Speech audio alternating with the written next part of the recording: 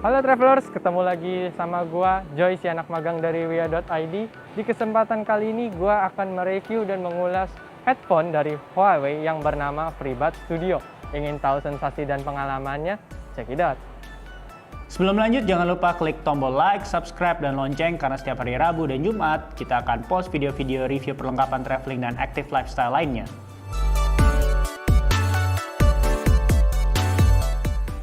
Di sini, Huawei sebagai produsen smartphone telah merilis sebuah headphone yang bernama FreeBuds Studio.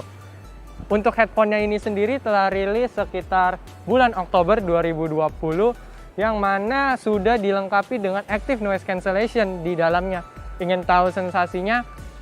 Headphone Huawei FreeBuds Studio ini on paper berukuran 194 mm untuk panjangnya dan lebarnya sendiri 152 mm. Dan ketebalannya sendiri ini sekitar 81,5 mm. Dan beratnya sendiri sekitar 260 gram.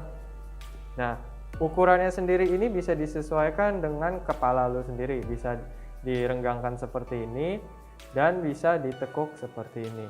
Jadi lebih fleksibel dan lu nggak usah takut headset lu patah gitu. Dari kenyamanannya, untuk earpadnya sendiri di sini cukup empuk dan tebal. Selain itu bisa menutupi seluruh telinga lu di sini. Tidak ada celah ataupun rongga ketika memakainya. Jadi berasa lu seperti di dalam studio sendiri gitu. Dan di bagian speakernya sendiri di sini didesain oleh Huawei berbentuk miring atau ada ruang. Sehingga telinga lu atau pengguna nggak bakal menempel ke speakernya ini. Gitu. Karena posisinya miring ini, secara otomatis kuping lu sendiri nggak bakal terasa pegel ataupun berasa seperti terlipat gitu. Dia akan menutupi seluruh bagian telinga lu seperti berasa di dalam studio sendiri sih, seperti itu. Dan untuk earpadsnya sendiri di sini bisa lu lihat nggak bisa gua copot ya, karena earpadsnya ini udah permanen nempel dengan speakernya ini. Jadi lu nggak bisa putar, nggak bisa apa-apa. Jadi kalau sewaktu-waktu earpad lu kotor atau kena basah, ya udah begitu saja sampai menunggu kering dan mungkin bisa berbau. Gue sih harap bisa ada penggantinya atau di next FreeBuds Studio selanjutnya bisa dilepas earpadsnya, jadi sehingga bisa digonta-ganti dan enak untuk dipakai, nyaman. Dan untuk tombolnya di sini ada 3, dimana untuk di sebelah kiri di sini ada tombol ANC, dimana lu bisa mengganti mode atau fiturnya sendiri dari mode off, lalu awareness, dan juga mode active noise cancellation-nya sendiri dari tombol ini. Seperti semacam quick access gitu ya.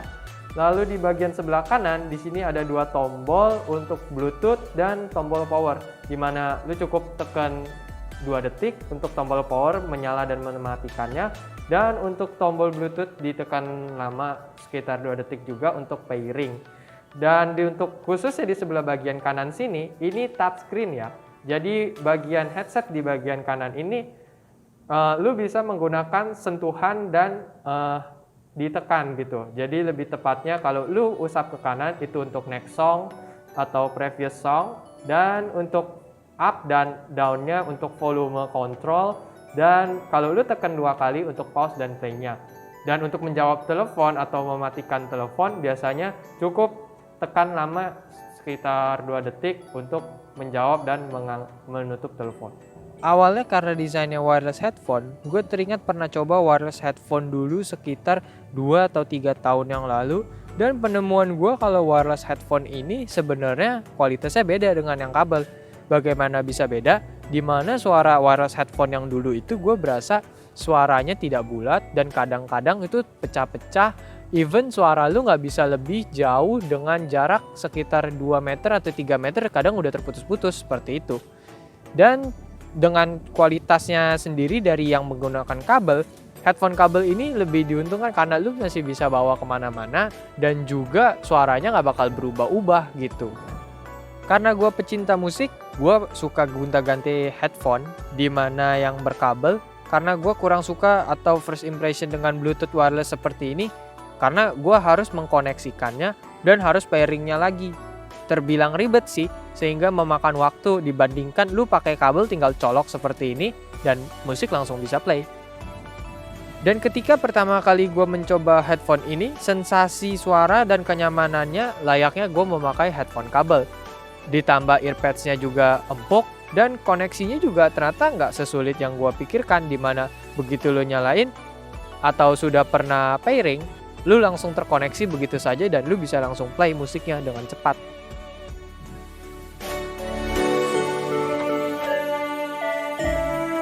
Dari segi suara, ketika lu gunakan, sensasi suaranya tuh cukup bulat dan terdengar jelas. Mulai dari vokal lagunya, bassnya cukup bulat, dan surroundnya sendiri itu dapat, dimana suara snare atau suara dari vokal dari seorang penyanyinya tuh cukup jelas dan terdengar. Dan untuk mode suaranya sendiri dibedakan menjadi 3 kategori, yaitu mode off, awareness, dan ANC atau anti-noise cancellation. Untuk mode off, sesuai namanya, di sini headset hanya memutar audio tanpa ada ANC, dan suara dari luar itu masih terdengar sedikit. Ibaratnya lu ketika memakai headphone dan lu memutar lagu langsung seperti itu, tanpa ada ANC-nya sendiri. Untuk mode kedua ada awareness, di mana input voice-nya ini dari sekeliling lu. Jadi lu bisa mendengar suara lebih jelas dari luar gitu, dari 4 mic yang ada di luar, seperti yang gue tunjukin sebelumnya. Dan suara-suara yang bisa ditangkapnya itu dari environment lu. Jadi seperti suara rintikan hujan, AC, kipas, itu bisa terdengar gitu. Even suara step atau yang terdengar dekat sekali dengan kuping. Ibaratnya ketika kuping lo itu sendiri menjadi sebuah headphone-nya itu sendiri gitu. Serasa seperti telinga sendiri. Namun penemuan gua ada kekurangannya juga sih dalam awareness ini, dimana ketika hujan lebat atau ada cukup banyak noise, maka salah satu suara saja yang bisa terdengar, sedangkan di satu speakernya lagi atau suaranya sendiri adalah suara yang fokusnya itu sendiri. Misalnya aja gua lagi Netflix and chill itu, dan ada suara hujan. Jadi sebelahnya itu suara dari hujan sendiri dan sebelahnya itu suara dari TV. Jadi bisa dikondisikan seperti itu. Dan fitur yang dinantikan atau fitur yang menjadi selling point-nya adalah ANC atau Active Noise Cancelling-nya. Di sini Huawei menggunakan teknologi Intelligent Dynamic ANC dan chipset audio Hi-Fi, di mana suara yang dihasilkan dari 4 Hz sampai 48 kHz, membuat ambience dan suaranya itu menjadi lebih real. Suara yang dihasilkan ANC ini benar-benar berasa seperti lu lagi di dalam suatu studio. Even suara lu sendiri berasa terpendam juga. Ibaratnya lagi, kalau lu lagi mendengarkan suara dan lu tutup kuping lu, nah seperti itu sih suaranya. Berdasarkan pengalaman gua, lu bisa gunain headphone ini sebagai teman traveling lu, dimana dengan ANC yang diberikan mampu meredam suara bising seperti suara kereta, pesawat, atau kendaraan yang lagi lu naikin di dalam perjalanan lu. Jadi lu bisa traveling tanpa harus terganggu. Ataupun kalau lu seorang pekerja kantor, dengan mode ANC ini lu bisa lebih fokus terhadap suatu pekerjaan lu atau fokus terhadap suatu musik lu tanpa harus memikirkan suara atau noise dari luarnya. Nah, sementara untuk mode awareness-nya sendiri, lu bisa gunain ketika lu sedang bekerja juga, tapi lu dapat mendengar suara-suara dari luarnya. Jadi misalnya seperti atasan lu atau seseorang memanggil lu bisa terdengar di mode awareness-nya sendiri. Dan lu juga bisa menggunakan mode off-nya sendiri kalau lu sedang bekerja juga atau sedang melakukan suatu aktivitas, tapi lu pengen tetap mendengarkan suara atau noise dari luar sedikit gitu.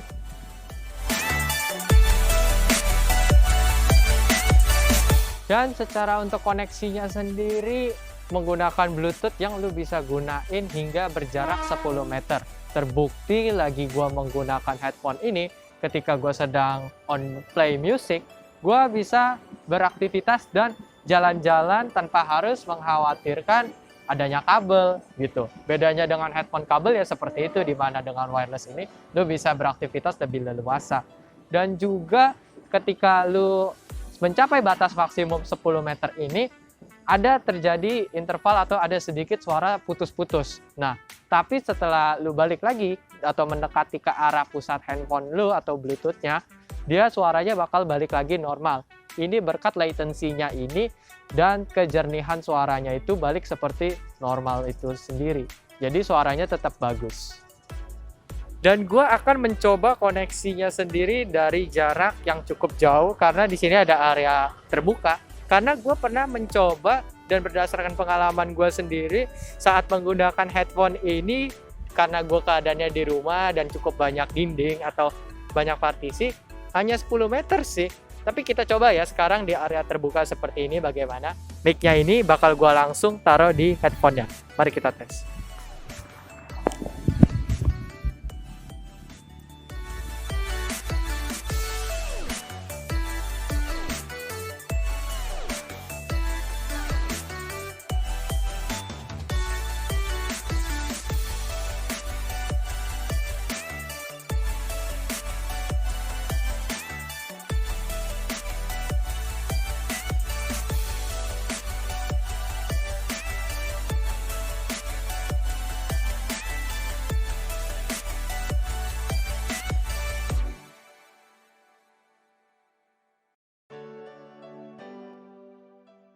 Nah, bisa lu lihat kan tadi, dan jaraknya cukup jauh kan dari gua dari start sana sampai gua ke sana tadi ujung trotoar. Cukup jauh itu dan bahkan lebih dari 10 meter. Itu karena tanpa obstacle atau tanpa ada penghalang atau ada dinding apapun di ruang terbuka seperti ini. Ya kurang lebih kalau dari sana ke sana ada kali ya 20 apa 30 meter lebih. Dan untuk koneksinya sendiri tadi karena lu bisa lihat jaraknya segitu jauh ketika tadi kita sudah mulai putus-putus, dan ketika gue deketin lagi ke arah sumber suaranya atau handphone gue di kameramennya, itu suaranya kembali jernih lagi dan tidak putus-putus. Berarti bisa disimpulkan kalau latency-nya sendiri ini dapat membuat suaranya tetap stabil, nggak ada nge-glitch ataupun suaranya menjadi kresek-kresek gitu. Hanya putus-putus aja karena maklum atau wajar, itu jaraknya cukup jauh loh, gitu loh. Untuk baterai cukup awet, karena baterainya headphone Bluetooth ini on paper dengan penggunaan ANC bisa 8 jam, dan tanpa ANC sendiri bisa 24 jam penggunaan. Namun berdasarkan pengalaman gue sih, bisa sampai 2 hari dan masih nyala loh, asalkan ANC-nya mati, dan waktu pemakaiannya gue sendiri tidak lama, hanya untuk mendengar musik sebentar. Dan kalau habis itu gue menggunakan ANC, habis itu gue matikan, seperti itu. Dan berdasarkan pengalaman gue ini juga nyaman-nyaman saja sih, dan gue nggak berasa takut akan kehabisan baterai, karena gue biasanya habis menggunakannya gue langsung charge. Untuk pengecasannya menggunakan konektor Type-C, dan bisa dibilang fast charging, karena lu cukup membutuhkan waktu 1 jam untuk pengisian penuh, dan 10 menit pengecasan bisa untuk 8 jam.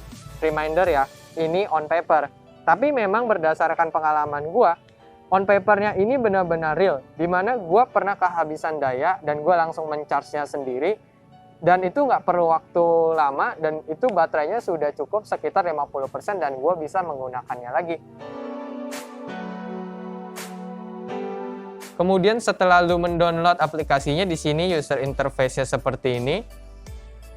Cukup mudah, dan informasi produknya di sini lu bisa lihat connected atau enggaknya dengan device lu. Di sini gua sudah terkoneksi dengan Huawei FreeBuds Studio. Lu bisa lihat persenan baterainya, dan lu juga bisa men-setel noise controlnya dari mode noise cancelling, dan lu bisa ubah noise cancellingnya menjadi 4 bagian, yaitu ada dynamic, ada cozy, general, dan ultra, yang bisa lu setel masing-masing sesuai dengan kondisi atau lingkungan lu yang pengen lu dengar itu seperti apa. Dan untuk yang kedua ada mode off, di mana lu bisa meng-off-kan semuanya dan lu bisa mendengar layaknya seperti headphone biasa. Dan awareness-nya sendiri di sini ada enhanced voice yang hanya bisa lu setel lewat aplikasi, di mana lu bisa mendengar surrounding lu lebih jelas lagi atau lebih clear dengan enhanced voice-nya dari awareness. Dan untuk shortcut-nya sendiri di sini ada double tap, di mana lu bisa answer dan end call dan pause and play musiknya. Lalu ada touch and hold untuk mereject atau mengangkat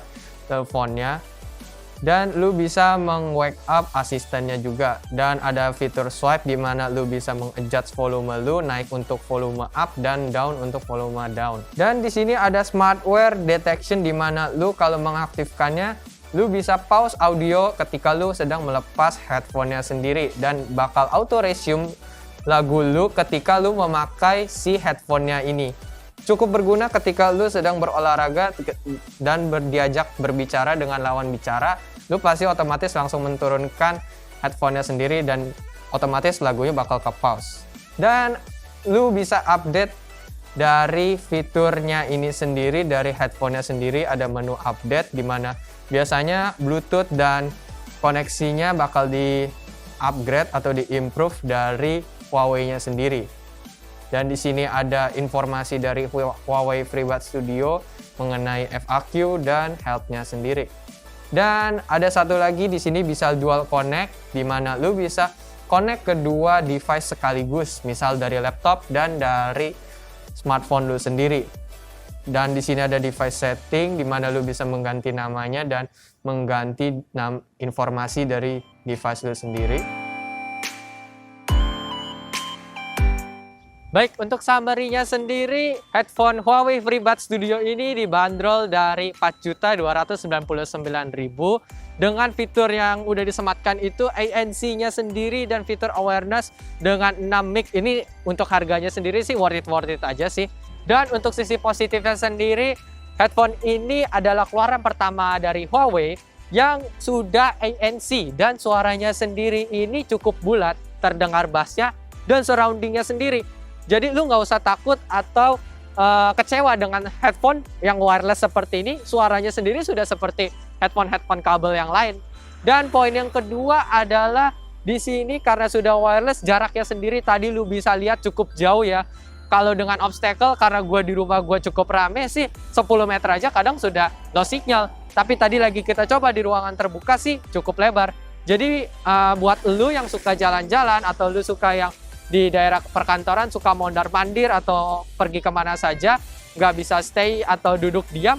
Dan ada satu lagi yang hampir gue ketinggalan, yaitu tasnya. Lu dapat membawa headphone ini tanpa harus takut headsetnya patah atau lari-lari kemana-mana, karena sudah disediain tas yang cukup ringkas yang bisa lu bawa kemana-mana. Tasnya sendiri ini sih cukup kaku dan memang untuk didesain khusus headphone ini masuk ke dalam sana. Di situ juga sudah ada space buat taruh charging kabel di sana dan ada space-nya khusus untuk headphone-nya sendiri, jadi gak bakal bisa lari kemana-mana seperti itu.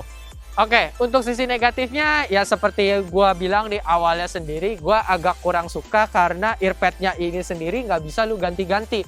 Kenapa gue ngomongin earpad di sini harus diganti? Karena ini untuk jangka panjang gitu. Kalau jangka panjangnya sendiri, kalau lu memakai earpad-nya sering-sering dan udah gitu lu sering keringetan atau enggak lu sering terkena sesuatu atau kena air, ini sih bisa bau gitu. Jadi kalau kekurangannya sih dari situ nggak bisa lu ganti earpad-nya karena sudah permanen. Karena gue udah kasih tunjuk juga seperti sebelumnya, earpad-nya sendiri menempel rapat dengan headphone-nya sendiri. Dan untuk penggunanya sendiri, gue agak sedikit kecewa karena ada disclaimer sebelumnya, yaitu untuk Android user sih. Untuk iOS user, gue kurang tahu nasibnya bagaimana jika ingin menggunakan FreeBuds Studio ini.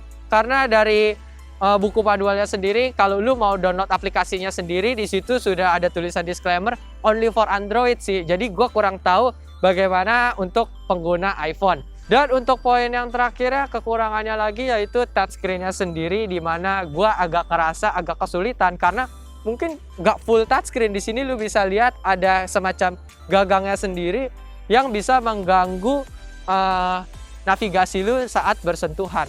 Dan ditambah lagi karena ini touchscreen, gua rasa tangan lu harus keep clean ya. Kenapa? Kalau gua pernah berpengalaman, tangan gua agak sedikit berminyak dan kadang agak basah. Ini touchscreen-nya kurang komprehensif gitu. Jadi kadang bisa disentuh, bisa enggak gitu. Jadi ini yang harus kayaknya diperkembangin lagi oleh Huawei. Mungkin di FreeBuds Studio selanjutnya ini sudah full touchscreen dan lebih enak dalam pengoperasian touchscreen-nya lagi. Oke, segitu aja yang bisa gue sampaikan dari produk review kali ini. Kalau ada pertanyaan dan ada seputar produk yang ingin kami review, lu bisa tulis atau tanya kita di kolom komen di bawah ini, atau DM kita di IG official kita di Werirasia Official. Dan kalau lu ingin mensupport channel ini lebih lagi, lu bisa beli produknya di link deskripsi di bawah ini. Jangan lupa like, comment, dan subscribe kalau lu suka konten kali ini. And until next time.